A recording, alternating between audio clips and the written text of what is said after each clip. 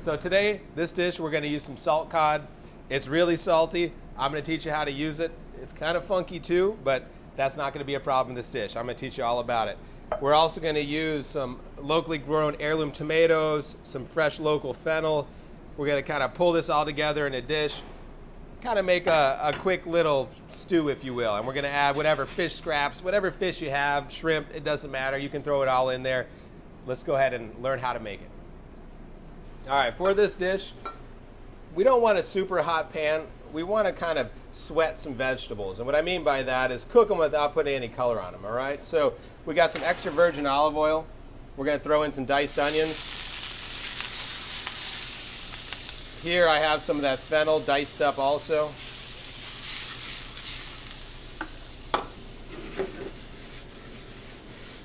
I got some sliced garlic. You really change the flavor that you're going to impart into the dish by how you chop your garlic. A lot to explain there, but trust me, for this dish, slice it thin.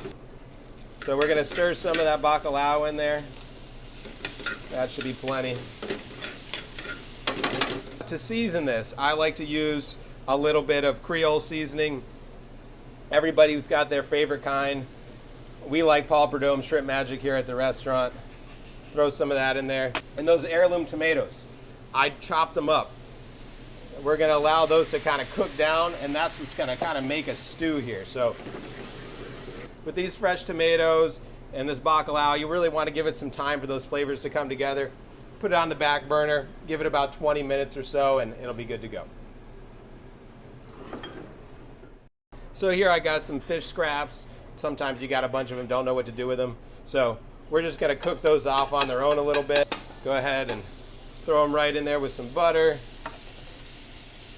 a little bit of salt and pepper. I prefer to cook them separately rather than cooking them in the stew itself. This way, they kind of get a little bit more flavor from a little caramelization of the pan, and we'll just kind of mix them in last minute. Okay, well, these fish scraps got a little bit of color on them. Just what I'm looking for. Turn them over a little bit. So we'll start with some of this tomato and bacalao. A few of those fish scraps or whatever you have.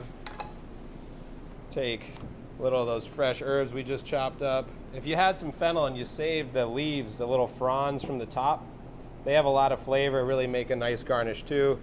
And I think this goes great with a little bit of fresh shaved Parmesan. Throw a little of that on there.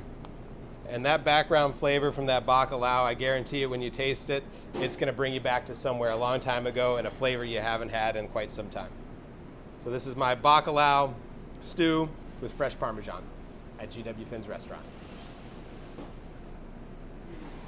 More information about the great food at GW Finn's restaurant can be found on their website at gwfins.com. Like the Big Chill, the Big Easy, the Big Top, or the Big Apple, here we do the Big Fish. It's about the adventure and experience of fishing as much as it is about trophies and limits. Now, fishing information for Southeast Louisiana is key here, but we will bring you recipes and other content related to the lifestyle that goes with the Big Fish. So please subscribe, like, notify, comment, share, and all the things that are part of the YouTube universe. We're going to get better at adding new content every week and want to know what you think. Appreciate you checking us out. Let us know what you want, and we'll do what we can to make it happen.